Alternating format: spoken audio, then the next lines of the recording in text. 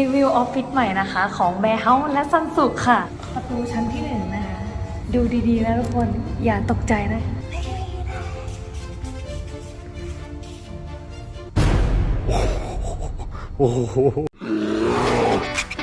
ยินดีต้อนรับเข้าสู่ช anel แบร์ฮักวันนี้นะคะจะมาเปิดออฟฟิศที่ใหญ่ที่สุดในชีวิตของพวกเรานะคะให้ทุกคนได้เห็นกันว่าเป็นยังไงนะคะนี่ก็คือออฟฟิศแบร์เฮาส์และซันสุเย้ยังไม่ใช่นี่ทางเข้านี่ทางเข้าของตึกนะคะตึกที่นี่คือฮวงจุ้ยดีมากลมอากาศโปรมากนะคะเดี๋ยวจะให้ไปดูข้างบนว่าพวกเราตกแต่งแล้วเป็นยังไงบ้าง600 กว่าตารางเมตรค่ะทุกคนไปดูกันเลยพวกเรามีถ่ายคลิปลง TikTok แล้วนะคะเป็นพื้นที่แบบเบเชลเปล่าๆไม่มีอะไรเลยก่อนที่พวกเราจะมาตกแต่งกันนะคะพวกเราใช้งบไปทั้งหมดยังไม่บอกเดี๋ยวพวกเราจะบอกกลางๆอาจจะต่อนท้ายคลิปนะคะไม่ต้องพูดพูดแล้วมันเจ็บความแพงส่วนแรกนะคะนี่เลย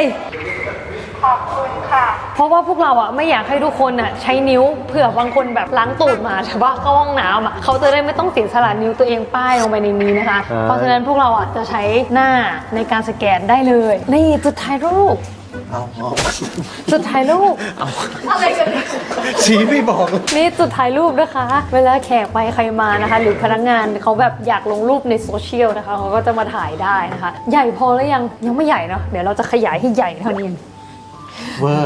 ฝั่งตรงข้ามนะคะเป็นที่ที่เราจะโชว์ความภาคภูมิใจนะคะนี่เพิ่งได้รับรางวัลจากเซเว่นนะคะ SME Young Entrepreneur นะคะนี่นะคะมันคืออะไร SME Young Entrepreneur เขาจัดเวทีแจกให้ซัพพลายเออร์ที่เป็น SME ยั่งยืนและพวกเราอ่ะอยู่ในหมวด Young Entrepreneur เราคือซัพพลายเออร์ของเซเว่นใช่และนี่ก็คือน้องๆโฟอีฟถึงเราจะหมดสัญญาจ้างน้องไปแล้วแต่ว่าน้องก็ยังอยู่ในใจของพวกเรานะคะนี่เราก็เลยนี่การ์ดแลเหมือนเนี่ยใช่นี่การ์ดแลนะคะได้ไปกี่คนไม่รู้ในประเทศมาคอมเมนต์หน่อยนะคะพวกเราก็ใส่กรอบไว้เลยน้องก็คือตำนานของพวกเรานะคะวันหนึ่งน้องเขาโด่งดังโกอินเตอร์ไปกว่านี้ก็อย่าลืมซันสุนะคะและนี่นะคะก็เป็นพรีเมียมของพรีเมียมที่ทำตอนออกมะม่วงนะคะซันสุรสมะม่วงนี่อันนี้ของแบร์เฮาส์บ้างของแบร์เฮาส์นี่ของแบร์เฮาส์นะคะเป็นของรางวัลที่ทีมมาร์เก็ตติ้งทำให้พิเศษเพราะว่าวันนั้นอ่ะมีคนเขาจะแต่งงานเป็นลูกค้าแบร์เฮาส์แล้วเขาก็ทักมาแล้วเราก็รู้สึกว่าเฮ้ยลูกค้าน่ารักจังเลยเราอยากให้อะไรบางอย่างเป็นของขวัญวันแต่งงานของเขานะคะและนี่ค่ะเป็นถุงหลายๆคนอาจจะไม่เห็นนะคะแล้วถุงมันไปไหนวะทำไว้ตั้ง 5,000 ถุงที่ป้าชาวบ้านภาคอีสานทำให้ก็กลายเป็นการสร้างงานสร้างอาชีพจากที่ป้าอยู่สบายอยู่แล้วขอโชว์อันนี้เป็นของแบร์เฮาส์นะมีคนทำให้น่ารักมากเลยเนาะสวยมากงานฝีมือชื่ออะไรคนทำให้มันมี TikTok ของเขาอยู่ต้องอินเสิร์ตนะ2-3ใครที่ฉันต้องไปหาแบร์เฮาส์บ้างรู้ไหมว่าตอนนี้แบร์เฮาส์ครบรอบ4 ปีแล้วนะอันนี้เป็นรสล่าสุดนะคะรสชาติไอศครีมเมลอนนะคะแล้วเราก็มีเทียนกลิ่นญี่ปุ่นประเทศญี่ปุ่นนะถ้าคุณไม่รู้ว่าเป็นยังไงค่ะคุณดมปุ๊บกลิ่นประเทศญี่ปุ่นเป็นอย่างนี้เลยค่ะทุกคนอันนี้เราหลอกคุณท็อปบิดครับสำเร็จใช่ไหมคุณท็อปก็จะซื้อตั๋วไปญี่ปุ่นเพื่อไปพิสูจน์กลิ่นนี้เลยนะคะญี่ปุ่นกินแบบนี้เหรอกินอาหารไม่ใช่ญี่ปุ่นไม่โน่มาหลอกนะไม่พี่เขาไปญี่ปุ่นเดี๋ยวไปญี่ปุ่นพิสูจน์นี่ก็เป็นของเล็กๆน้อยๆที่เราทำให้กับลูกค้าวันเปิดแป๊บนึงเราทำให้กับลูกค้าวันเปิดสาขาก็เก็บมาร์เก็ตติ้งเราก็เก็บเอาไว้โชว์นะคะทุกคนจะได้ไม่ลืมแล้วก็นี่เดี๋ยวก่อนอีกนิดนึงสุดท้ายแล้วคลิปนี้2 ชั่วโมงคนเราอ่ะจะมีแต่ความสำเร็จไม่ได้รสชาตินี้เป็นรสชาติที่เราอาการโคตรภูมิใจเลยและทีมซันสุภูมิใจมากแต่ปรากฏว่าคนไทยไม่กินเขาเดินไปกินสับปะรดหน้าเซเว่นกันนะคะตรงนี้นะคะเป็นโซนโชว์ของนะคะก็คือเรียกว่าโชว์ออฟนะคะเวลาแขกมาปุ๊บมันจะเป็นจุดแรกๆที่แขกเราเห็นนะคะมีคัพโฮเดอร์ตั้งแต่เราเปิดแวร์เฮาส์เลยนะคะทุกคนใครทันอันไหนบ้างลูกนู่นมีคัพโฮเดอร์นี่นิชคุณเคยมาอยู่ด้วยนะจ๊ะไม่สนใจคุณเลยอะไรนะพี่การพูดอะไรนะไม่ค่อยเรียกกูแล้วกันอย่าเพิ่งไปนี่คัพโฮเดอร์นะคะใครสะสมครบทุกลายนะคะก็สามารถมาแสดงตัวได้นะคะเราจะมีของขวัญอะไรบางอย่างให้คุณแต่ไม่รู้เหมือนกันว่าคืออะไรอันนี้เป็นรูปถ่ายนะคะเราก็จะตั้งใจว่าทุกงานจะมีโพลารอยด์เอาไว้ถ่ายความทรงจำแล้วก็เอามาติดที่ออฟฟิศกันตรงนี้ตรงนี้คือโซนอะไรคะพี่การตอนออกแบบโซนนั่งเล่นครับใช่โซนนั่งเล่นก็คือออฟฟิศเนี่ยจริงๆตอนแรกอะต้องเลือกว่าจะออกแบบเป็นแนวแบร์เฮาส์หรือเป็นแนวซันสุใช่ไหมก็เกิดการไฟท์กันคนนึงชอบเรียบง่ายดูจากการก็น่าจะ รู้มันเป็นคนแบบเรียบง่ายชอบสีอะไรแบบโทนใช่ไหมส่วนเราก็เป็นคนสุดฉาดนิดนึงสีสันนะคะเราก็เจอความต่างที่ลงตัวได้ก็คือออกมาเป็นออฟฟิศนี้ดูจากสีเก้าอี้แต่ละตัวได้นะคะลูกผสมระหว่างความเรียบง่ายและก็ความมีชีวิตนะคะมุมนี้เราเรียกว่าโต๊ะเหมือน stand up meeting คือมันจะมี meeting ปกติกับ meeting stand up stand up นี่คือ15 นาทีคุยกันเสร็จ10 นาทีคุยกันเสร็จก็มีจอไว้ให้แล้วก็มีลำโพงฮามานให้เลยนะครับยี่ห้อฮามานแพงด้วยตัวละ10,000 กว่าบาทนะแต่คุณภาพนี่คับแก้วเราชอบเรียกว่าอาร์มันเกดอนผมเลือกอันนี้เพราะว่าพวกคาเฟ่มันชอบใช้เปิดตัวหนึ่งใช่ป่ะดังตั้งแต่ตรงลำโพงจนถึงสุดประตูหน้าเลยแล้วคือยืนตรงนี้กับยืนตรงนี้ความดังแม่งเท่ากันใกล้เคียงกันก็เลยเอามาตั้งสวยๆนะครับถามว่าใช้ไหมก็แล้วแต่พนักงานโต๊ะตัวนี้ไม่ธรรมดามีปลั๊กให้ด้วยใต้โต๊ะนะครับสำหรับใครที่อยากจะคุยสแตนด์อัพแล้วแบตหมดผมก็ไม่แน่ใจเหมือนกันว่า15 นาทีแบตมันจะหมดเลยเหรอเราคุยนานกันทั้ง ไม่ นั้น รู้ เลยเหรอมีไว้ก่อนให้มันมีผมชอบมุมนี้มากเลยหันไปมันเป็นลายๆตรงซอกสวยวิวมันสวย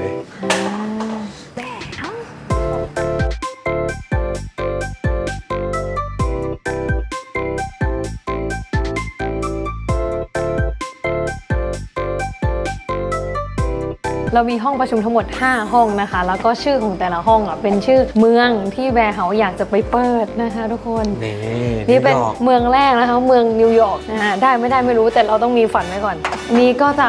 มืดทึมๆนะคะเราตั้งใจว่าเป็นห้องแบบวันออนวันนะคะอยากเรียกใครฟีดแบ็กอะไรก็จะใช้ห้องประชุมเล็กนี่แหละห้องเย็นเย็นจริงหนาวเลยแหละทุกคนจะเห็นเห็ดที่มันอยู่บนโต๊ะอันนี้มันเป็นระบบชัวร์สเต็มเอาไว้ประชุมวิดีโอคอลนะครับเสียงแบบจะกังวานเนาะใช่ทุกคนอาจจะบางทีมีปัญหาไงเรื่องแบบนั่งตรงนู้นทีตรงนี้ทีตรงนั้นทีใช่แล้วเสียงมันจะเข้าไม่ทั่วถึงอันนี้เป็นลำโพงสำหรับประชุมโดยเฉพาะเลยเสียงดีมากคุณรู้ป่าวว่ามันมีตู้เก็บของแล้วเนี่ยจะได้ไม่รกไงไม่บังทัศนวิสัยในการประชุมไม่พื้นที่มันเหลือไม่มีอะไรหรอกเสียงเครื่องฟอกดังมากนี่เรามีเครื่องฟอกอากาศด้วยนะคะเผื่อแบบอยู่ข้างในแล้วแบบมันอุดอู้มันเครียดนะคะเราก็มีเครื่องฟอกอากาศให้ด้วยนะคะทุกคนนี่นะคะชื่อห้องว่าดูไ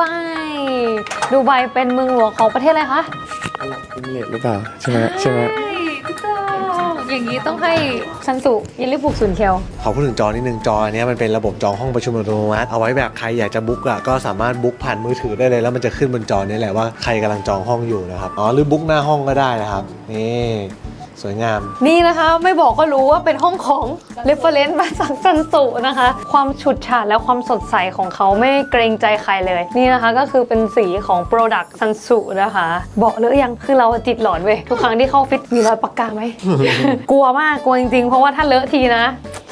หาเปลี่ยนยากมากอีกห้องนึงนะคะห้องโตเกียวด้วยความแบร์เฮาส์นะคะเขาเป็นหมี่ที่เรียบง่ายเข้าถึงง่ายเหมือนคนญี่ปุ่นเนาะนี่เลยก็เลยจำลองสาขาซีคอนใช่ครับความฝันของเราคือเราอยากจะไปเปิดที่ชิบูย่า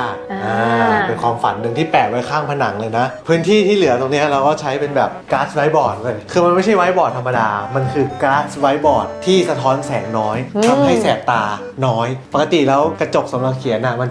จะมองไม่ค่อยชัดใช่ป่ะตัวหนังสือมันจะซ้อนแต่เนี้ยเราแบบเขียนแล้วมันมองชัดแล้วก็ระบบห้องประชุมก็เหมือนเดิมนะครับสเต็มชัวร์อันนี้คือทุกคนอยู่รอบๆนะใช้ลำโพงตัวเดียวได้หมดเลยความกว้างห้องขนาดนี้ก็ตัวเดียวเอาอยู่ละก็จะไม่มีปัญหาแบบได้ยินไหมครับได้ยินหรือเปล่าแกความดีของห้องนี้คืออะไรวะคือเวลาที่ตอนนั้นเราถามคำถามใครไม่รู้เว้ยแล้วเราได้ยินเสียงกระซิบกันมันต้องอย่างนี้มันต้องเราก็จะบอกว่าไม่ต้องกระซิบได้ยินพูดออกมาตัวนี้ต้องเสียบปลั๊กนะแล้วก็เฮ้ยเฟี้ยวฟ้าวมะพร้าวแก้วข้างล่างก็มีคืออะไรคะที่เก็บของเก็บกระเป๋าใช่แล้วแต่ต้องบอกว่าอันนี้เป็นความผิดพลาดของแบร์เฮาส์นะเพราะว่าผมเนี่ยเอาวิธีการเก็บกระเป๋าเนี่ยมาจากญี่ปุ่นผมสร้างไว้ในร้านแบร์เฮาส์ที่มันมีที่นั่งหมดเลยแล้วอะไรป่ะสุดท้ายลูกค้าเอากระเป๋าวางไว้บนตักแล้วเขาวางอะไรไว้ในช่องคือเพราะคนไทยไงคนไทยไม่ชินกับการแบบเอากระเป๋าเก็บเป็นตะกร้าอะไรเงี้ยเขาก็แบบวางมีเรื่องนึงที่อยากระบายนอกเรื่องอะไรตะกร้าที่อยู่ที่สาขาแบร์เฮาส์ใช้ของยี่ห้อมูจิตอนนั้นเซ็นอนุมัติไปราคาประมาณ 50,000 บาท 50,000 บาทหลายใบเลยตะกร้า 50,000 บาทไม่มีใครใช้เจ็บปะเจ็บลูกค้าสาขาแบร์เฮาส์นะเข้าไปไม่ต้องซื้อชานมก็ได้ไปนั่งแล้วดึงตะกร้ามาใช้ให้หน่อยทุกคนคือเหตุผลคือตอนแรกจะซื้อเอาตะกร้าโอท็อปมาให้เราเลือกแล้วเราก็สัมผัสดูแล้วเราก็คิดถึงลูกค้าถ้าเขาบังเอิญมีแบรนด์เนมเขาจะรู้สึก ไม่กล้าใช้ ไม่กล้าใช้เพราะมันจะมีแม็กมีรอยสักๆอ่ะเราคิดว่าเราคิดถึงผู้หญิงไงผู้หญิงที่มีตังค์หน่อยหรือความชอบที่เขาเป็นชอบแบบกระเป๋าแบรนด์เนมอ่ะเขาคงไม่กล้าใช้ตะกร้ามูจิแม่งเลยลื่นปื๊ดเอามือถูยังไม่เป็นไร ไม่มีเสี้ยน ไม่มีใครใช้ไม่มีเสี้ยนไม้ไม่มีอะไรเลยไม่มีใครใช้ กราบวิงวอนลูกค้ากรุณาใช้ตะกร้าที่ ไม่ต้องเข้าไปซื้อก็ได้เข้าไปใช้ตะกร้าให้หน่อยแล้วสตอรี่ว่าได้ใช้ตะกร้าแล้วนะ วันนี้น้องๆเข้าไปร้านแบร์เฮาส์เลยนะไม่ต้องซื้อตะแก้วเลยดึงตะกร้าออกมาใช้ไม่ต้องนั่งด้วยดึงตะกร้าออกมาใช้พอ ใช่ช่วยพี่หน่อย ไม่ต้องเป็นลูกค้าด้วยพี่พอใจแล้วใช้ได้ ใช่แต่แท็กให้พี่ซานหน่อย นี่นะคะก็เป็นโต๊ะทัชดาวเป็นโต๊ะสำหรับประชุม stand up meeting ตอนเช้าทุกคนมาคุยเรื่องนี้กันหน่อยเป็นยังไงถึงไหนแล้วทุกคนก็ถ้าเข้าห้องประชุมมันจะดูแบบ ทำงานจริงจังค่ะ เอาไว้คุยเล่นๆกันก็ได้ เพราะว่ามันมีบอร์ดนี้นี่บอร์ดนี้คือบอร์ดที่ผมภาคภูมิใจ คือจิตวิทยาถ้าอยู่ตรงเนี้ยคุยอ่ะมันเหมือนจะจบเร็วพูดกันสั้นๆ พูดแต่เนื้อความแบบตรงประเด็นชัดๆแล้วก็แยกย้ายกันไปทำงานอย่างอื่น ตรงนี้ก็คือแบบมีประโยชน์มากนะคะโซนนี้เป็นโซนของพนักงานทีมงานทุกคนเลยค่ะก็คือเป็นโซนของการนั่งกินขนมกินกาแฟกินอะไรกันได้นะคะโต๊ะสวยอ่ะ โต๊ะนี้ไม่ใช่โต๊ะธรรมดานะมันไม่ใช่ลามิเนตถูกๆทั่วไปนะมันแบบ ลื่นปื๊ด ฟังเสียง คือแพงมากเลยอะ โต๊ะนี้กี่บาทคะคุณฝน ยี่ห้ออะไรนะพี่การ อะไรนะ โต๊ะนี้ยี่ห้ โต๊ะ อ นี้ อะไร กี่บาทโต๊ะนี้ ไม่ กี่บาท รู้ โต๊ะนี้กี่บาท แป๊บนึง ไม่ นะ กี่บาทวะ ฝนจับเวลา เราซื้อเฟอร์นิเจอร์อะ เร็ว มากกว่าแบบ คน 10 ถึง 20 ยี่ห้อ เร็วฝนเร็ว หมดเวลามึงออกไป นอกจากโต๊ะสวยๆนะคะลำโพงนี่เลยที่ใช้เปิดให้พนักงานมีความสุขกับเสียงเพลงนะคะ ผมชอบรุ่นนี้นะ มันได้รางวัลแบบ Red Dot Design Award เลยนะ แล้วมันแบบมันสวยอะ จริงเอาไว้อยู่ตรงไหนก็ไม่อายสวยมาก วัยรุ่นเลยวัยรุ่นส่วนมากวัยรุ่นเขาจะใช้ JBL กัน เฮ้ยอย่าพูดแทรกดีวะ โอ้ยฝนไม่ทันแล้ว นี่ลูกอมนะคะ ลูกอม เยลลี่ ขนมมีหมดเลยนะคะ มาเลือกสรรได้ตรงนี้ก็เป็นถังขยะนะคะ ครับ อันนี้จะเป็นงบสวัสดิการพนักงานนะพี่จัน ใช่ นี่เครื่องทำกาแฟกี่บาทคะคุณฝนอีกแล้วเหรอฝน HR ซื้อค่ะ อ๋อ แผนก HR ดูแลโซนนี้ นี่กาแฟเราก็สตาร์บัคเลยนะคะ ใช่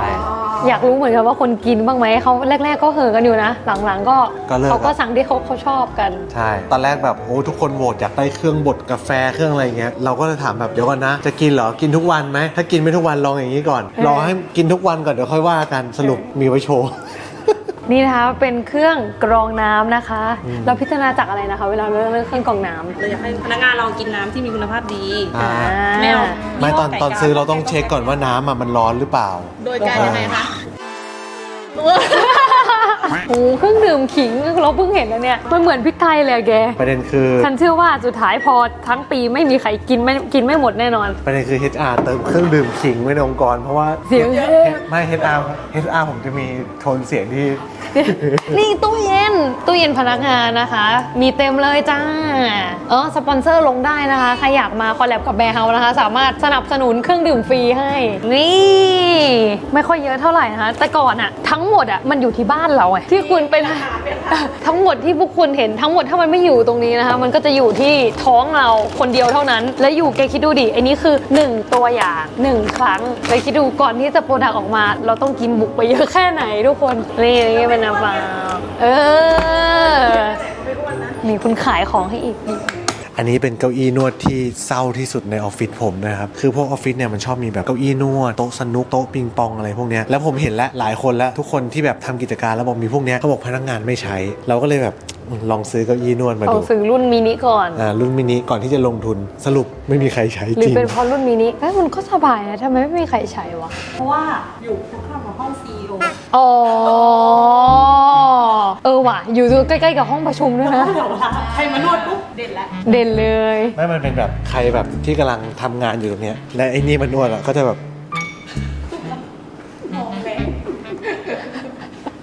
ตรงนี้นะคะที่เก้าอี้มีไม่ครบจริงๆ คือพวกเราอ่ะมีโต๊ะเกินกับบุคลากรในตอนนี้ ก็คือพูดง่ายๆคือออฟฟิศเนี่ยเกินตัวนะคะ เกินบุคคลที่มีอยู่เพราะฉะนั้นเราก็เลยตัดสินใจว่ายังไม่ซื้อเก้าอี้นะคะ ตั้งเป้าไว้ทำเพื่ออยู่หลายๆ ปีก็เลยลงทุนตั้งแต่วันนี้ ใช่ตอนนี้เรามีบุคลากรประมาณ60 คน แต่ออฟฟิศเนี่ยมีโต๊ะทั้งหมดกี่ตัว โต๊ะมี100ที่นั่ง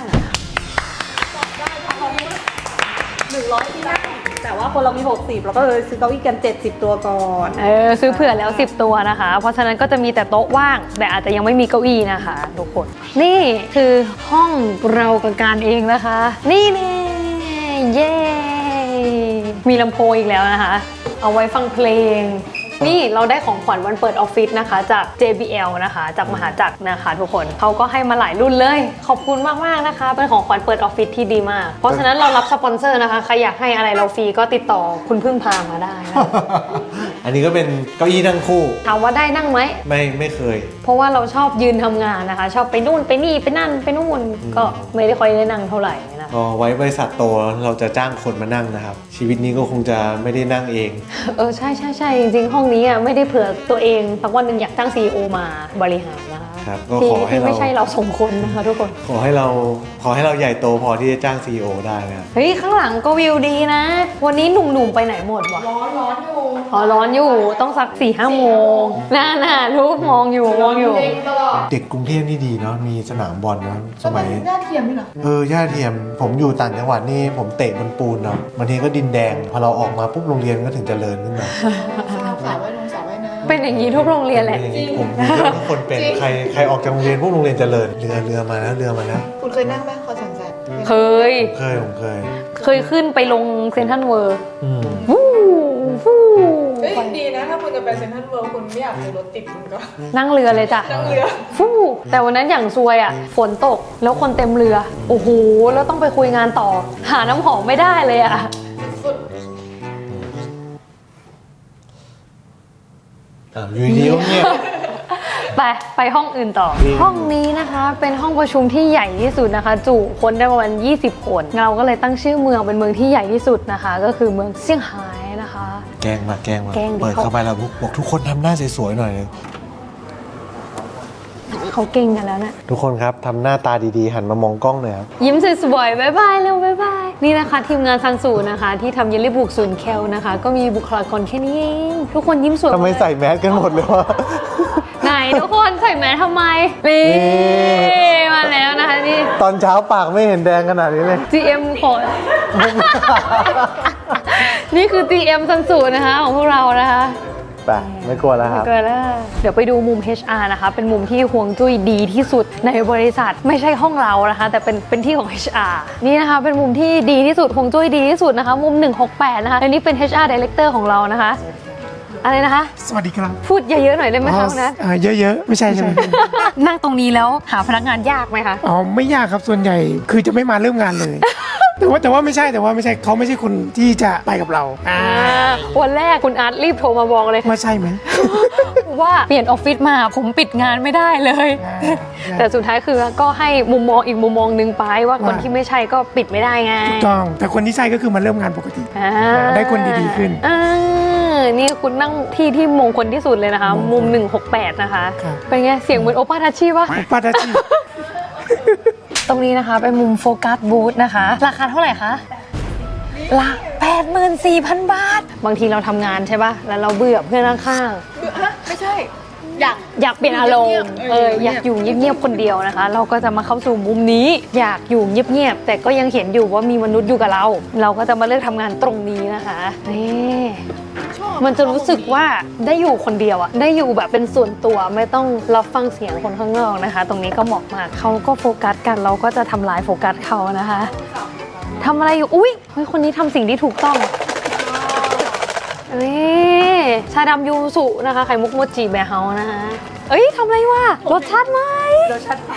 ติใหม่สปอยได้ปะเราจะขายวันไหนคะตาลเฮ้ยถ่ายไปก่อนเดือนกันยานะคะคลิปนี้เราจะลงเดือนหน้า อันนี้พรีเมียมค่ะ เตรียมพรีเมียมไว้ อุ้ยไอ้นี้เป็นตู้นะคะ เป็นตู้โทรศัพท์ ตู้ควรบูธนะคะ เอาไว้ประชุม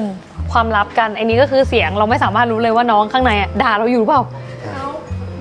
เนี่ยน้องเขาด่าเราอยู่หรือเปล่าไม่รู้นะคะว่านี่มากวนทำไมหนูต้องการอยู่ในคอกนี้นะคะ นี่ก็คือข้างในคือเก็บเสียงได้ดีมาก แล้วก็มีอากาศถ่ายเทมีพัดลมอยู่ตรงนู้นนะคะทุกคนก็สามารถมาสร้างความสงบตรงนี้ได้ ตรงนี้ก็เป็น discussion booth นะคะเอาไว้มาประชุมกันแต่ว่าบางคนอ่ะไม่ได้อยากได้ความตึงเครียดที่อยู่ในห้องประชุมเนาะก็สามารถมาประชุมกันตรงนี้ได้ แล้วก็มีทีวีด้วยสามารถรีวิวอะไรกันได้เผื่อเราไม่ได้คุยเรื่องที่เป็นความลับใช่ไหมเราก็สามารถใช้ตรงเนี้ยในการถกกันหารือกันได้นะคะทุกคนตรงนี้เป็นมุมโชว์ของที่2นะคะเพราะเราเชื่อว่าโปรดักต์ในอนาคตเราจะเยอะขึ้นนะคะก็เลยทำที่โชว์ไว้2ที่เลยนี่แล้วก็ตรงนี้ก็มีลำโพงนะคะเขาซิงค์กันหมดทำให้เพลงเดียวก็คือดังทั่วออฟฟิศเลย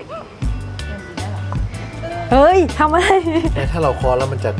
กึกตามที่เราคอไหมดูมันกึกไง มันกึกตามที่เราเคาะป่ะสวยจังเลยอย่าไปโชว์เดี๋ยวมีคนมาตบเยอะ เดี๋ยวพัง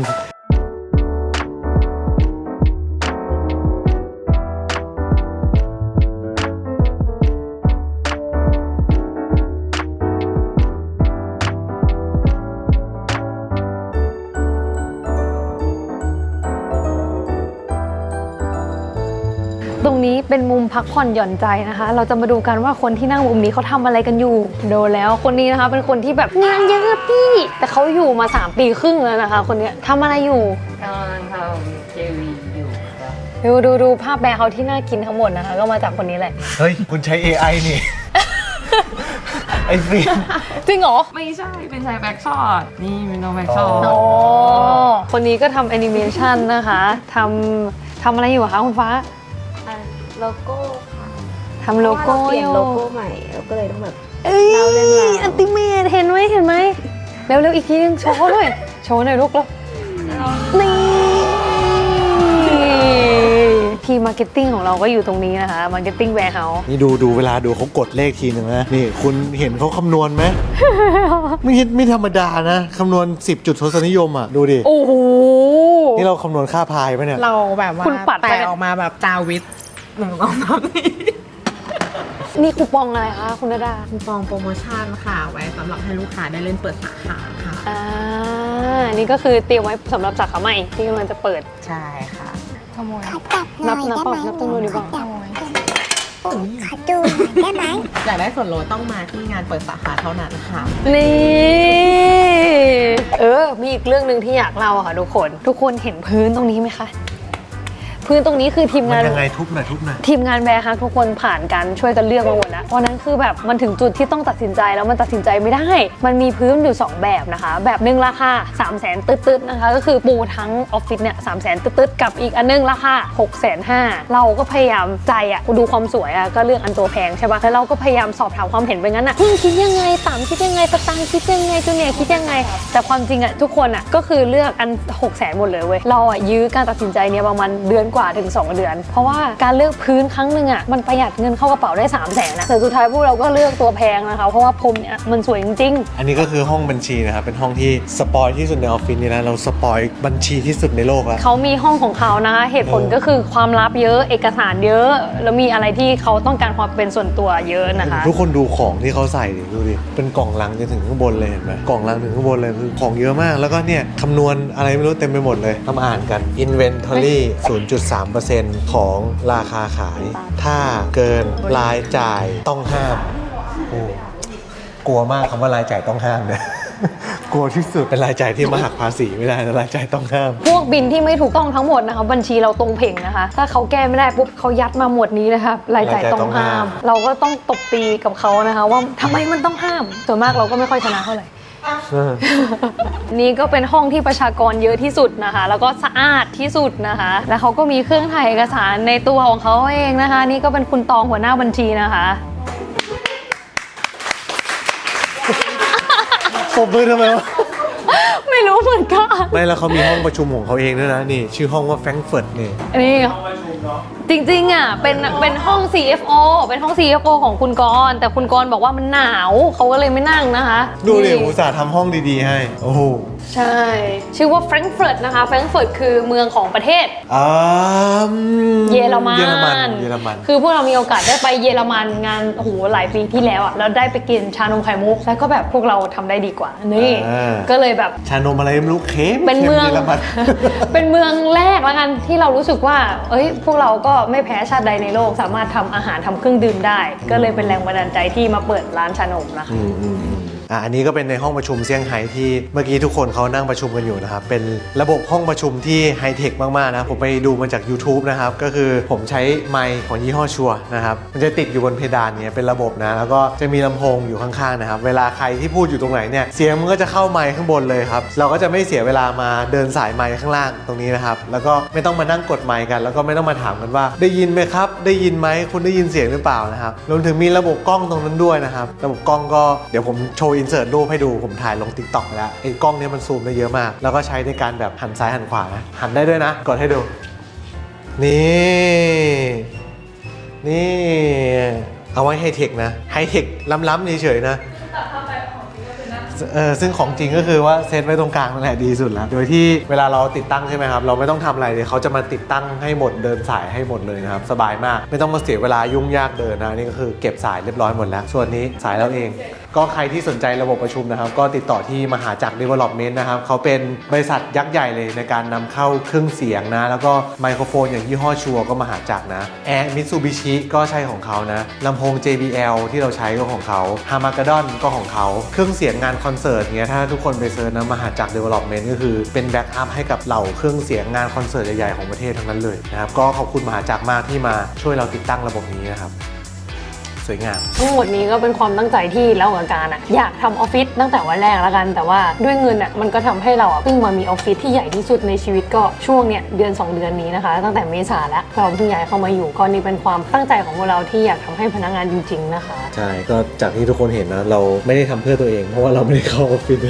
หน้าที่ของเจ้าของจริงๆไม่ได้อยู่ในออฟฟิศหน้าที่ของเจ้าของคือการเข้าหน้าสาขาแล้วก็ออกไปหาอะไรใหม่ๆเราไม่ค่อยได้เข้าเท่าไหร่ก็อันนี้เพื่อพนักงานล้วนๆเลยซันเราอยากรู้ว่าทำไมเราถึงต้องแบบลงทุนออฟฟิศกันขนาดนี้วะแต่ก่อนเรากับการมีความเชื่อว่าทุกคนอยู่ที่ไหนก็ได้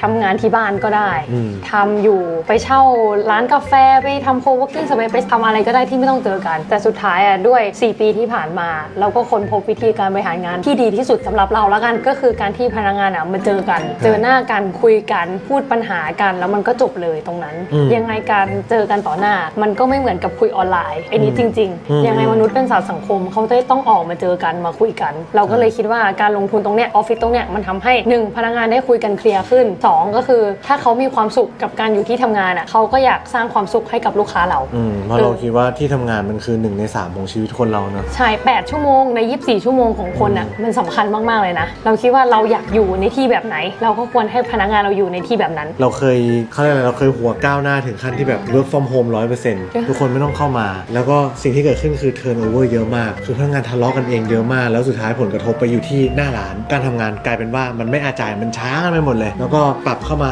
work from home 4 วันที่เหลือทำงาน1 วันกลายเป็นว่าพนักงานทำงานเยอะกว่าเดิมเสาร์อาทิตย์แทบไม่ได้พักอะไรเงี้ยพอปรับสัดส่วนทั้งหมดเราก็เลยรู้ว่าอ๋อธุรกิจของพวกเรามันเหมาะกับกันนี่แหละพบปะสังสรรค์เจอกันแล้วมันก็ทำให้ทุกอย่างมันง่ายแล้วก็ทุกคนก็คือทำงานอยู่ตรงเวลาไม่ต้องงานหนักหอบไปแบบเสาร์อาทิตย์ทำงานตลอดเวลา24 ชั่วโมงอะไรเงี้ยครับแต่ก็จะมีบางคนเราก็ให้อิสระเนาะบางคนเขาถนัดตอนกลางคืนแบบ marketing director ไอเดียจะพุ่งพลาดตอนกลางคืนไอเดียเขาจะพุ่งตอน 3-4 ทุ่มอันนี้เราก็ห้ามเขาไม่ได้เขาก็ชอบกะดึกนะคะเขาชอบทำงานกะดึกก็อยู่เฝ้าออฟฟิศเอาไว้อย่างตาลกราฟิกนี่ก็กะเช้าตื่นตี 5นอน 2 ทุ่ม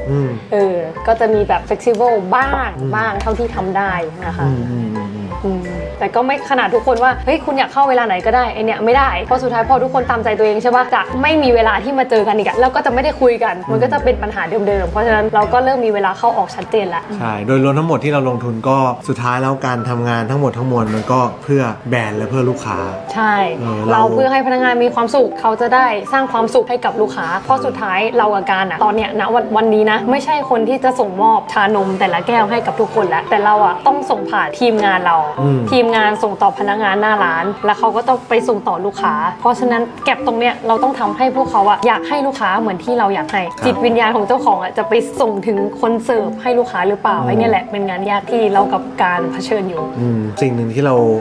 าโดนพูดมาตลอดเนาะคือว่าเป็นยูทูบเบอร์ทำร้านก็ทำเล่นๆแหละสักพักก็คงตายไปชานมมันก็คงเป็นแค่กระแสอะไรเงี้ยพิสูจน์ให้เห็นแล้วว่าเฮ้ยจริงจังนะเว้ยเราอยากเป็นแบรนด์คนไทยที่ส่งออกไปนอกโลกจริงๆนอกปร